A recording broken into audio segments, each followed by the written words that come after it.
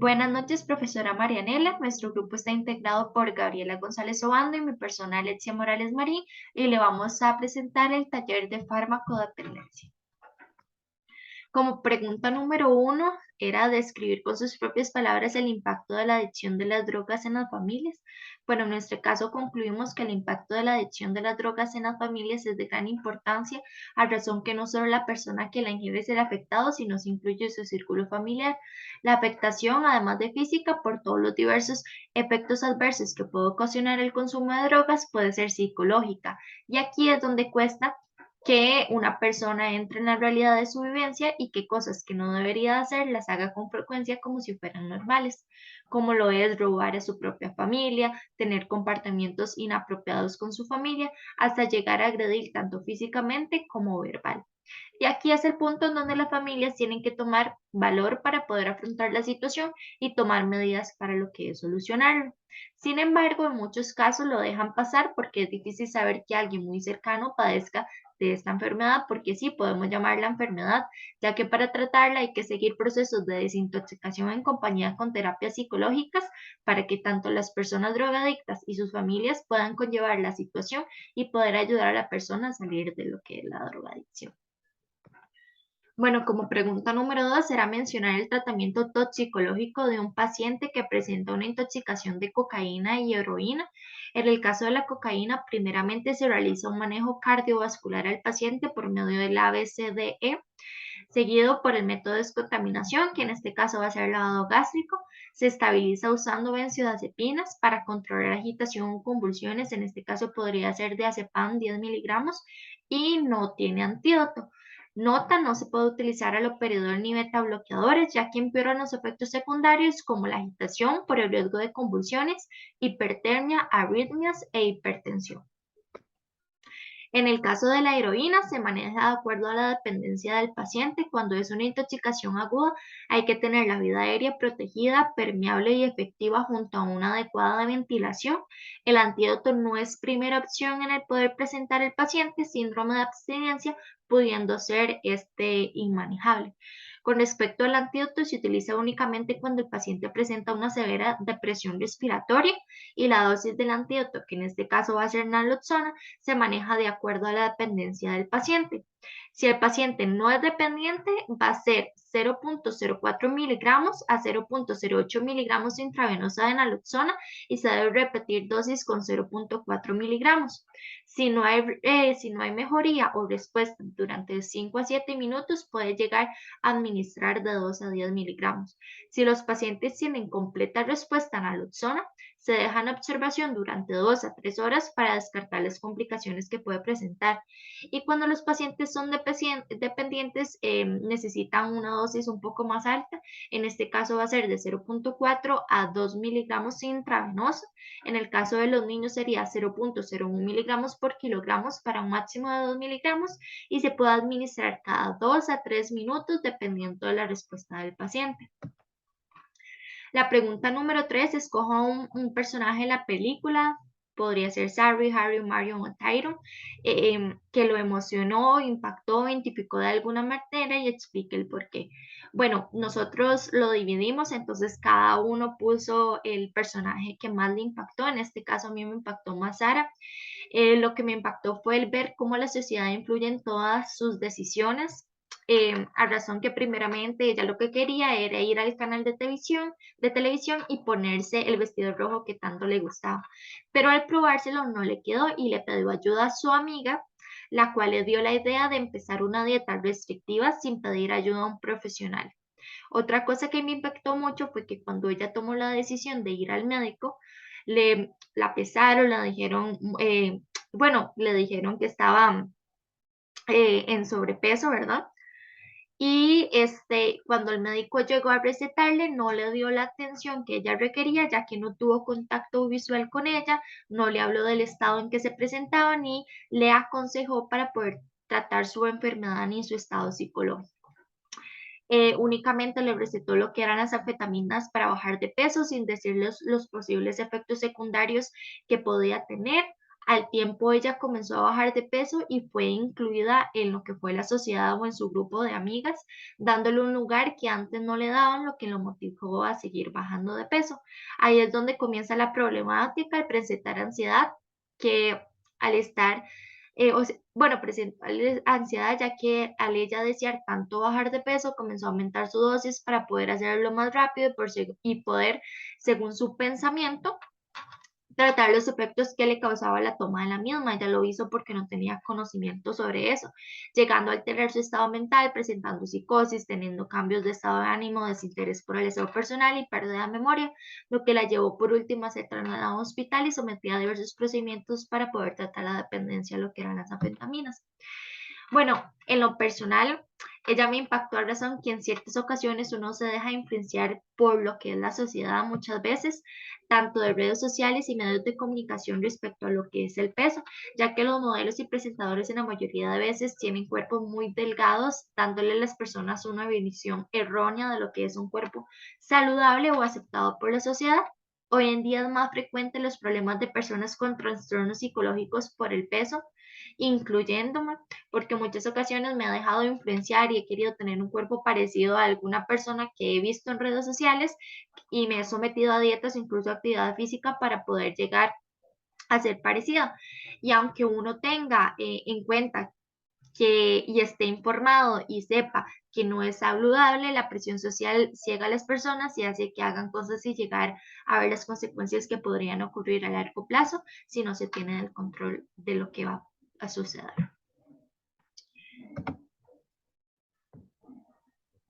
Bueno, en esta misma pregunta del personaje que nos identificamos, como dijo Alexia, lo dividimos. Básicamente, en mi caso, digamos, fue Harry. Este personaje yo lo visualicé que es producto, digamos, lo que ya él ahora presentó como personaje, es producto de la crianza principalmente de su madre.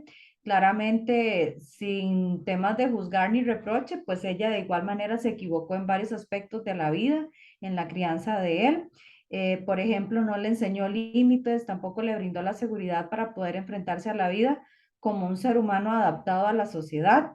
Eh, Ella fue muy sobreprotectora, incluso lo consentía mucho, entre muchas otras cosas que se presentan, digamos, en la película.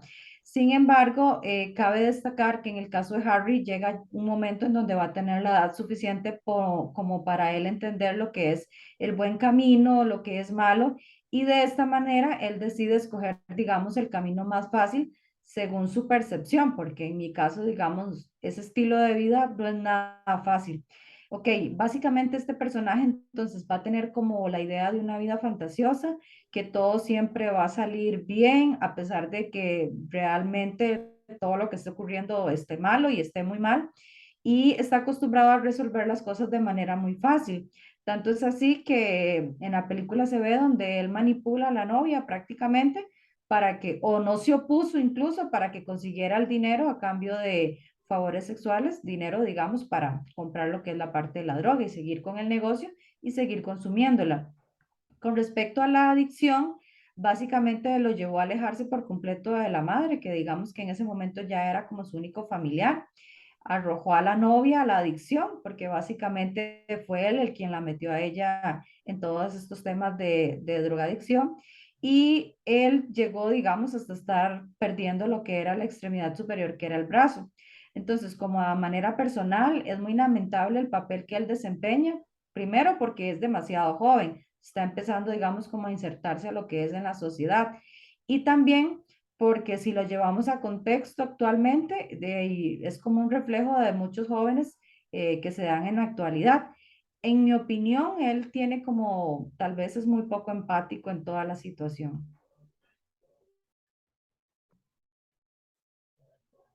Ok, básicamente ya con lo que es la pregunta número 4, donde hablamos del síndrome de abstinencia, yo puedo visualizar que el síndrome de abstinencia, quien lo presentó, me parece a mí más que todo, más evidente fue Mario, cuando digamos no tenía, no tenían la droga para consumirla.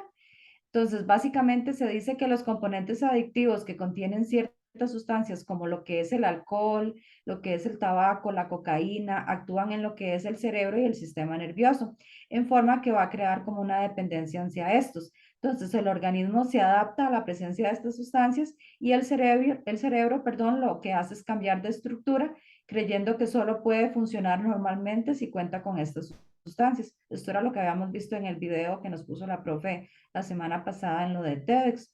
Dice que la acción de las sustancias adictivas en el organismo es inevitable, así que la única forma de prevención, básicamente es no consumir la sustancia, porque uno nunca sabe si pueda generar la adicción. Como lo han venido diciendo, no es una persona que está tirada, no es un indigente, puede ser cualquiera de nosotros. Entonces es mejor como evitarlo. El tratamiento para el síndrome de abstinencia está indicado para que el paciente deje consumir estas sustancias y recupere lo que es la normalidad y el bienestar sin necesidad de consumirlas. Entonces se va a basar mucho en lo que es terapia psicológica, ayuda de fármacos, aunque el síndrome de abstinencia es muy desagradable, es un proceso necesario por lo que el que consume la droga debe pasar para poder recuperarse de su adicción.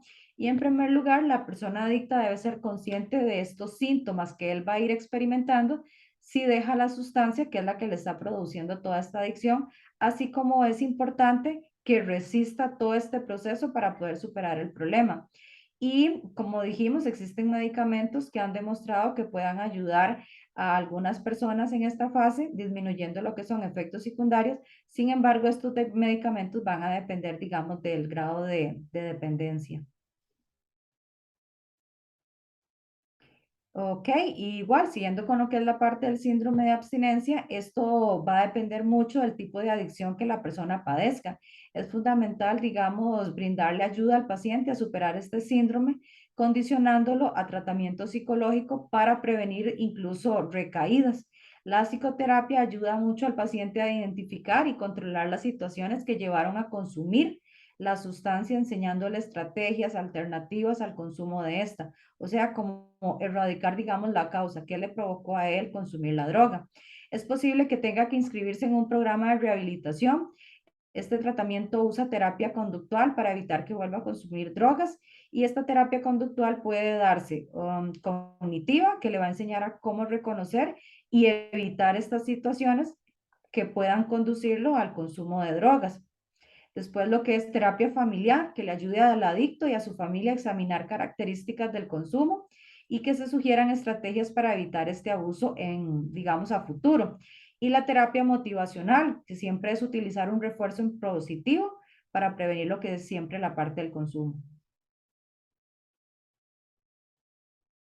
Ok, con respecto a lo que es ya el análisis y la crítica a manera general, bueno, esta es una película muy fuerte, ya que ataca diferentes problemas sociales, no solo la ingesta excesiva de drogas, también existen inseguridades, apariencias físicas, faltas de límites, entre otros.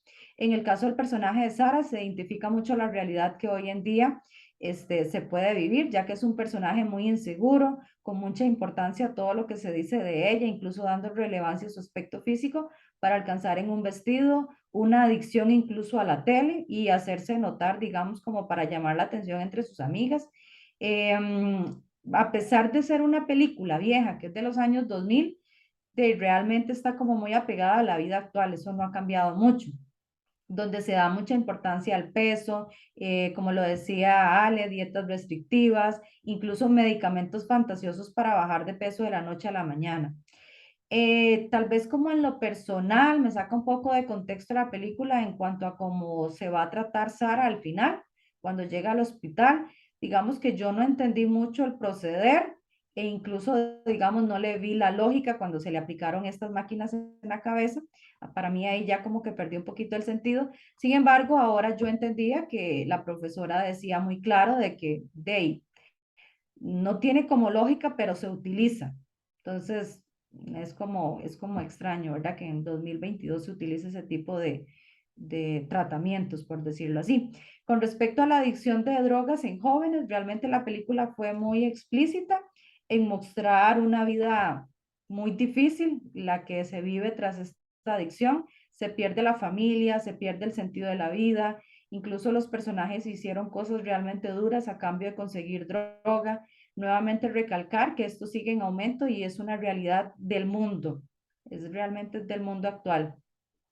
La película sirve como retrospectiva para la vida personal, pero para también poder entender un poco más de las adicciones en general, sus implicaciones en la sociedad, porque al final es un problema que no tratado en la familia y que al final va a escalar a la población. Al final es un problema que se puede generar en uno como sociedad, porque esos adictos pueden el día de mañana robarme a mí, que no tengo que ver directamente con la familia, para poder adquirir, digamos, la droga. Entonces es como muy en general. Ok, con respecto ya a lo que es la parte de las tres acciones que haríamos como farmacéuticos, a mí me parece que todo se engloba como en informativo, pero digamos ahí tratamos como de desmenuzarlas un poco más. Se habla de charlas educativas, panfletos informativos de posibles efectos adversos de consumos en altas dosis, alta posibilidad de formar dependencia y adicción. También es muy similar, pero se habla como mucho, tal vez un brochure grande que esté pegado en las farmacias a la vista del paciente, porque a veces no necesariamente nos van a ir a contar, si ni tan siquiera nos conocen. Entonces, un brochure que esté pegado en la farmacia como a la vista a la vista de las pacientes o de las personas que llegan, donde se dé como un manejo de intoxicación. Sin embargo, este manejo de intoxicación es mucho a nivel de hospital, pero incluso se pueden incluir números, que ahí sí puede ser importante, donde se le pueda, y que el paciente pueda brindar o pueda más bien llamar y pedir como más información sobre la intoxicación. Entonces, como que tal vez no va a existir la confianza, pero ahí va a estar un número donde dice a quién llamar en caso de una intoxicación o incluso en caso de que no haya intoxicación, pero yo quiera dejar, digamos, la adicción.